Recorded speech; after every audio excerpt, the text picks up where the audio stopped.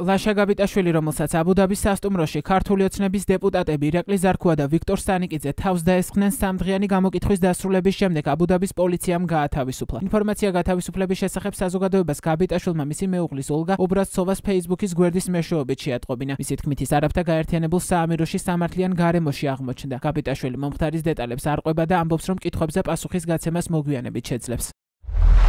მეგობრებო, თავისუფალი ვარ, დიდი მადლობა ქართველ ხალხს ამ დღეებში გამოჩენილი მხარდაჭერისა და სიყვარულისთვის. არაბთა გაერთიანებული საამიროების სასამართლო სისტემა იყო სამართლიანი, ეფექტური და დამოუკიდებელი. მოხარული ვარ, რომ ეს ინციდენტი მოხდა თავისუფალ და პასუხისმგებლიან ქვეყანაში. უთმელად ველი დაბრუნება საქართველოში, რომელიც იმსახურებს თავისუფალ მოაზროვნეებსა და პასუხისმგებლიან ლიდერებს. განსაკუთრებული მადლობა ჩემს ოჯახს, ახალ და ძველ მეგობრებს და ოლგას, რომელიც ჩემი პირადი გმირია. მოგვიანებით შევძლებ კითხვებზე პასუხის გაცემას, როდესაც საქმე დაიხურება. მედიაში გავრცელებული ინფორმაციით, აბუ-დაბის პოლიციის წინასწარი დაკავების იზოლატორში ირაკლი ზარქუა და ვიქტორ სტანიკიძეც იმყოფებოდნენ. 16 იანვარს რადიო თავისუფლება წყაროზე დაყრდნობით წერდა, რომ გაბიტაშვილი და ოცნების დეპუტატები გათავისუფლებულები იყვნენ. ისინი პოლიციაში 14 იანვრის შემდეგ იმყოფებოდნენ. მედიის ცნობით, ყველა მათგანი სასამართლოს სხდომამდე გაათავისუფლეს, რომელიც მომავალ კვირაში გაიმართება. მანამდე მათ არაბთა გაერთიანებული საამიროების დატოვება ეკრძალებათ.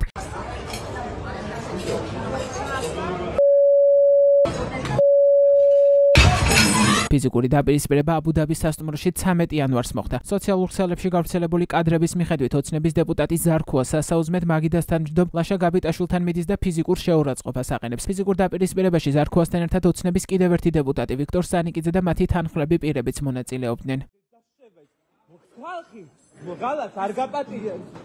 ფიზიკურ დაპირისპირებამდე ერთი დღით ადრე 12 იანვარს აბუ-დაბიში გაბიტაშვილმა ოცნების დეპუტატებს მონები უწოდა. იმ დღესვე სოციალურ ქსელში გავრცელდა ვიდეო კადრები, სადაც ჩანს, რომ 12 იანვარს აბუ-დაბიში დასასვენებლად მყოფ ოცნების დეპუტატებს მოქალაქე ლაშა გაბიტაშვილმა ბათუმში პროდასავლური პროტესტის დროს მოქალაქეების ძალადობრივი დაკავების შესახებ კითხა. გაბიტაშვილმა მათ მონა და გამყიდველი უწოდა. სიტყვიერი დაპირისპირება სასტუმროს გარეთაც გაგრძელდა.